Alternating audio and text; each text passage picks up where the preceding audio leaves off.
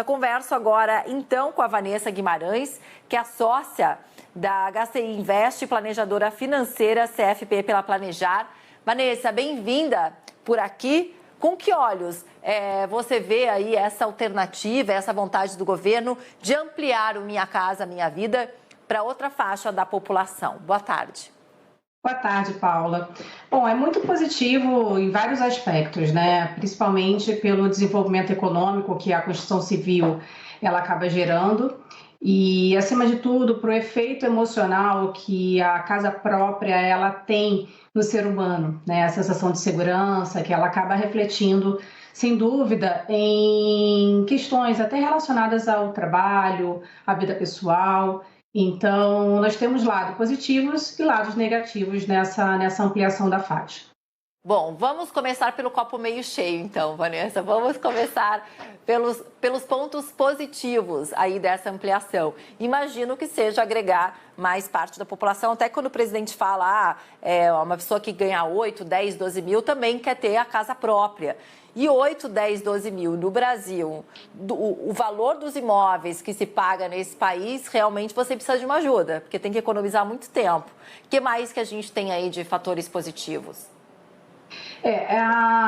Quando a gente pensa na aquisição da casa própria, a gente tem uma redução ali do custo de aluguel. Pessoas, por exemplo, né, que estão hoje pagando aluguel e partem para a casa própria, então a gente tem uma disponibilidade de receita para ele consumir em outros setores.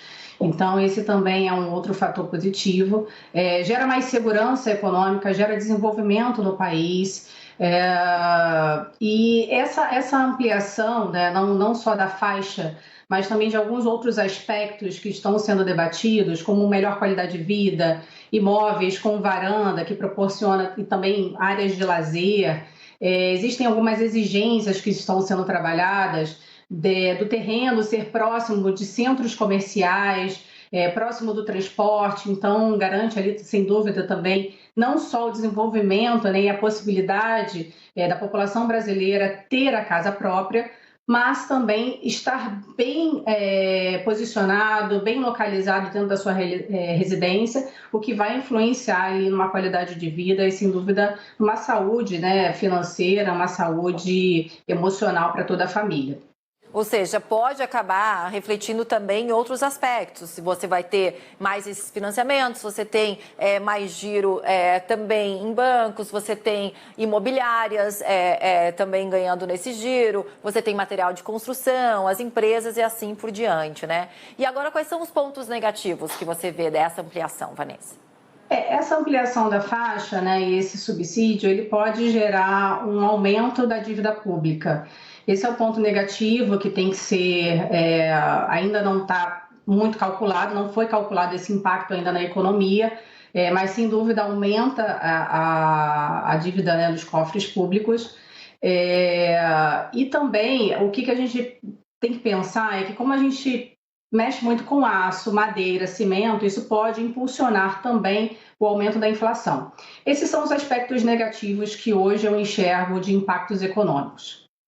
Agora, eu peguei aqui porque eu estava explicando como é que funcionam hoje, os valores e tal, e tem as faixas, né? A faixa 3, a gente lembra que é voltada para as famílias de maior renda, tanto no campo quanto na cidade.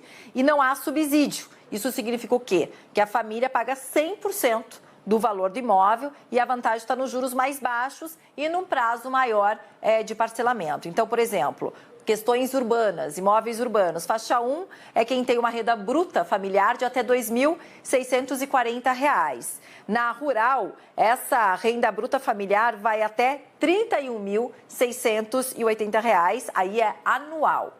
A faixa 2 urbana, a renda bruta familiar mensal é de R$ 2.640 até 4,4 mil. A faixa 3 de 4 mil, né, desses 4,4 até 8 mil. E a rural, faixa 2, a gente aumenta daí a faixa bruta anual de 31.680 para quase 53 mil e a faixa 3 é de 52.800 mil até 96 mil. Agora, a gente tem, Vanessa, essa grande diferença entre urbano e rural. Quando a gente fala de também na questão rural ampliar essa faixa, de que forma você acha que acarretaria para a economia ou de que forma seria facilitado ou não para esse brasileiro?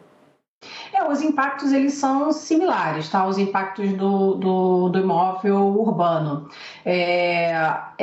O fator é o que eu geralmente falo isso muito em planejamento financeiro, né? Essa questão de você ter a sua casa própria, ela influencia no ser humano como você saber para onde voltar, você saber que você tem um teto, né? Uma segurança, e que a sua casa é sua propriedade, do seu controle. Isso gera no ser humano, seja na área rural, seja na área urbana, uma segurança, uma sensação de estabilidade que ela é muito importante para que o ser humano consiga progredir na sua vida financeira. Tá? Existem já estatísticas que comprovam que pessoas que têm a sua casa própria são pessoas mais prósperas. Então, nesse sentido, independente de ser na área rural ou na área urbana, o impacto, eles são tanto os positivos quanto os negativos são os mesmos, quando a gente analisa do ponto de vista econômico e do ponto de vista também social, tá? Então, a gente vê ali uma ampliação, uma diminuição, isso é importante para que a gente atue também na diminuição da pobreza do brasileiro. Então, o brasileiro ele vai ter, né? É claro que demanda também uma administração e uma saúde financeira para arcar com o financiamento, mas esse subsídio da taxa de juros mais baixa, ela é muito importante para conseguir dar margem para que o brasileiro consiga avançar nesse processo de ter a sua própria casa.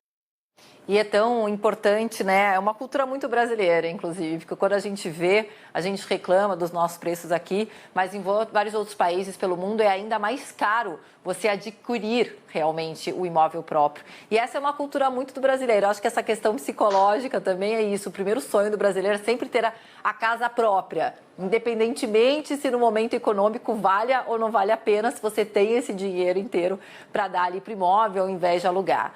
Mas, enfim, qualquer plano aí do governo que tenha pontos positivos, como você destacou, é bom, pode aumentar ali a parcela da população que seja apreciada, mas a gente tem que ficar do lado ali também dos negativos para pressionar. A gente vai esperar o ministro da Cidade, disse aí que nas próximas semanas ele vai anunciar os detalhes. Obrigada, viu, Vanessa? Até a próxima. Eu que agradeço.